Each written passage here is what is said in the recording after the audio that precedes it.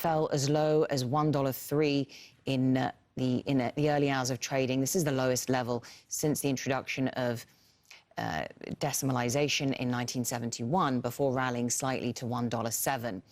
So what does all this mean then for people, for consumers? Well, price rise is almost certain as the country runs a trade deficit, importing more than it exports.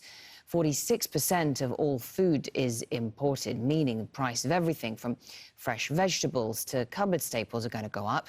Technology is going to cost more, and even goods made in the UK could creep up if their parts are brought in from overseas. Oil and gas are priced in dollars, so petrol's going to cost more at the pump. And heating a home is about to get even more expensive just as winter approaches. Only exporters and tourists are expected to benefit. A cheaper pound makes it less expensive for people around the globe to buy British-made goods, and overseas travellers will see their money go further. Paul Brennan has this report. Sterling plunged to near parity with the US dollar early on Monday, the pound dropping by 4.85% to $1.03. That fall on top of a 3.6% drop last Friday. Investors and analysts clearly sceptical of Friday's shock and awe mini-budget by the UK Chancellor Kwasi Kwarteng.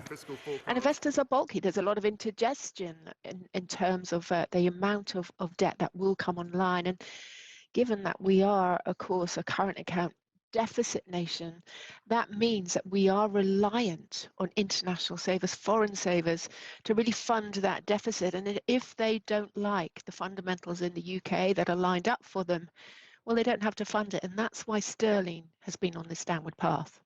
What spooked investors was Friday's announcement of the UK's biggest tax cuts in 50 years. Cuts that will be funded by $48 billion in extra government borrowing. Walking between government officers, flanked by an assistant, the UK Chancellor declined to comment on the market's turmoil. Chancellor, what are you going to do about the turmoil on the markets this morning, sir? I'm not going to make any comment now. Thank you. But late in the afternoon, a statement was issued to try to calm investors. It emphasised that, unlike Friday's announcements, further upcoming policies due in October and November will be assessed by the independent forecasting body. The opposition Labour Party is here in Liverpool at its annual conference. And Kwasi Kwarteng's opposite number, Rachel Reeves, poured scorn on the government's policy of trickle-down economics. She said Kwasi Kwarteng was fanning the flames of a national emergency. It gives me great pleasure to introduce our Shadow Chancellor. Sterling is down. That means higher prices as the costs of imports rise. The cost of government borrowing is up. That means more taxpayers' money will go into paying the interest on our government debt.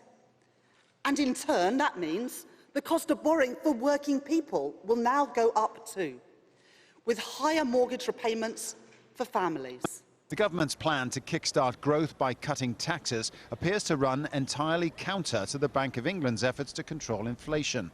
Amid intense speculation the bank may call an emergency meeting to raise interest rates, the bank issued a statement saying that the regular scheduled meeting would be sufficient. It did, though, say it wouldn't hesitate to raise interest rates if required. I think until that fundamental headlock, so to speak, between what the fiscal side is doing and the central bank is trying to do, I think once that equation is resolved, then only we'll get more clarity on where the UK economy and UK assets are headed. By mid-afternoon, sterling had recovered its early losses and was trading at $1.08. But that's still more than 20% down on its value of a year ago, and the turmoil appears far from over.